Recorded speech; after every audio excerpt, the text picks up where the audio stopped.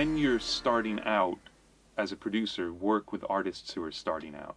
Don't try desperately to get a gig that you're not ready for, because when you fail in public, everybody knows. So everybody that artist knows will know that you weren't ready yet. My career is very much like that. I was in situations that were probably situations I wasn't ready for, but my role in that situation was something I was ready for. It was a very, very specialized thing, and I could handle it. So I think having an organic, slow climb will actually help a lot. I mean, it's sort of a saying that, the faster you rise, the faster you fall. But it is true. When you come up slowly, if something goes wrong, you still have the history of things going right behind you, and it won't really stick. So that's one thing.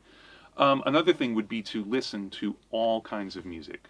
Don't just listen within the genre you're interested in. I get more creative ideas listening to jazz and classical than I do listening to anything else, because anything else is closer to what I work on, and I'm assessing it sort of technically or whatever. I dive inside of it too quickly, whereas when I'm listening to music outside the genre I usually work in, I'm actually listening to music and the way different people put things together, and the way something can be exciting without having extra guitars in the chorus, because there are no guitars, it's just strings or something like that.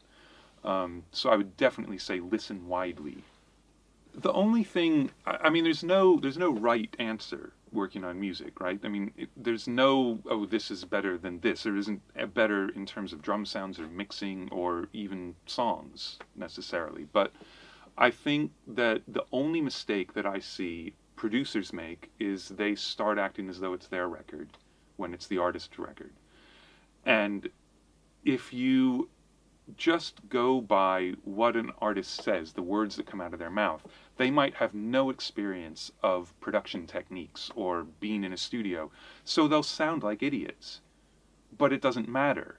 If there is an actual musical or creative idea that they're trying to express, your job is to figure out what that is and make it happen, not think that they're idiots and just do what you want to do, because you end up with a compromised record, so the art is most likely not as good as it could be, but you're not doing what you're there to do. There's no producer who's hired to come in and make the record, at least not records I make. I mean, there are producers who make records and then they just go get a singer or something, but at that point they're the artists, they're not just the producers. So for producers, that is and engineers as well, that is definitely, I would say, the biggest mistake I see a lot.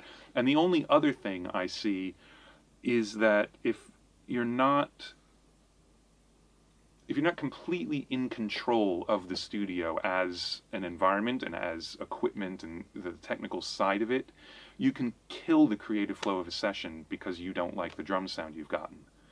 And that is just a huge mistake. You've always got to be ready to record because people will be ready to perform.